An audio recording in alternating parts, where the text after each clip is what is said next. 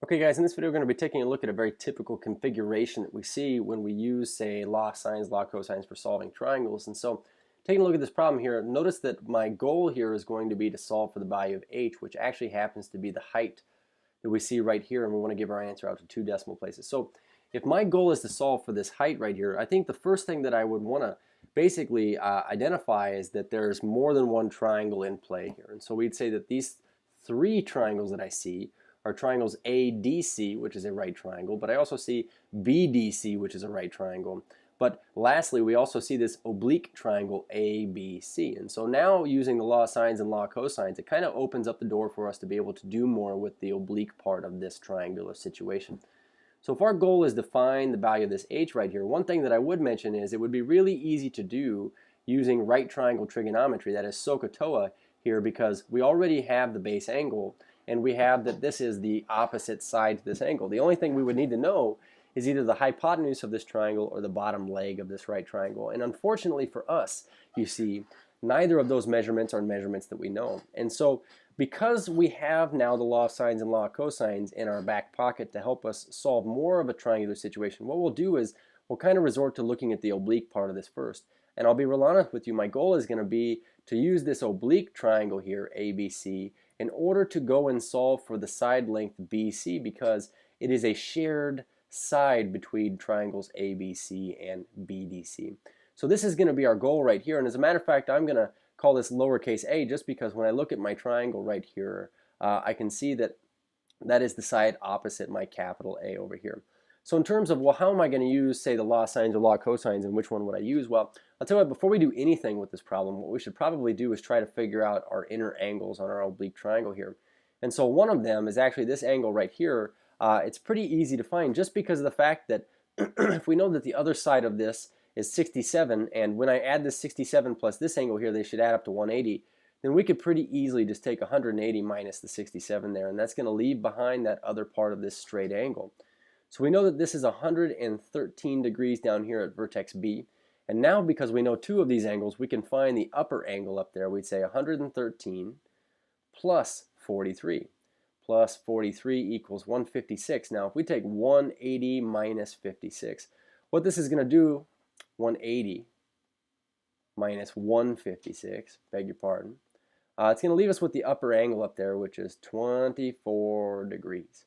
And so now looking at this situation, we say, well, could I solve for this length here, which we're calling lowercase a?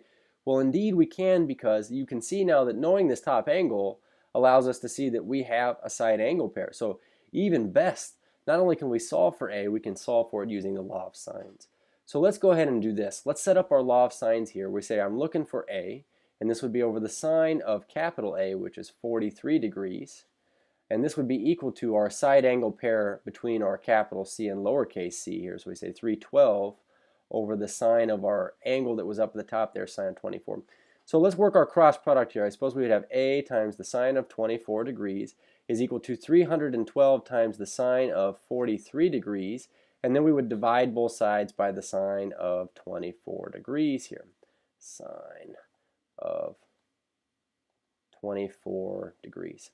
So our a value really is this value that we see right here. Let's go ahead and get a decimal for it on our calculators. And that'll give us a good start to going and finding h next. So if we take 312 times the sine of 43 degrees, I'm going to go ahead and hit enter. And then I'm going to divide that answer by the sine of 24 degrees. Then what I end up with is about a 523.14 length measurement, unit measurement, since I didn't give unit here. Units. So we would say this many units long. Now I would tell you that I'm inclined to go ahead and put this up here on the picture. So we say 523.1 and just make sure it's 1.4. It'd actually be 1.5. 5. So 1.5 here. So the neat thing is now that we've got this right triangle here, we're looking for h, and we know that this is 67 degrees, and we know this is 523.15. So now this just becomes, now I could solve the rest of this using SOHCAHTOA, right triangle trig. So we would use our sine function here. Sine of 67 degrees would equal our opposite over hypotenuse, which is 523.15. But this just means now when we take everything, both sides here, times 523.15, we're going to have the value of h. And so our h value here, it's exact or exact-ish value, since we had to use a rounded 523.15, is this value right here. So let's go ahead and get a decimal for this, and then we'll talk about reasonability. So we get, 523.15, so we got 523 let me go back, 0.15, and that was times the sine of 67 degrees. But we get 481.56, so h is approximately 481.56 units of length. And putting this up here on our image, okay, we say 481.56, it looks entirely reasonable that we would get a measurement like this given the initial measurements here. So this is a good example to look at when we talk about measuring heights of things, because we can always observe two different angles of elevation from points that are a set distance away from one another here. But using what you know about your initial angles, find all of your interior angles of your oblique triangle, and then use that to help you find the shared side between it and your right triangle, so that we can then go look for your h value here. Cheers.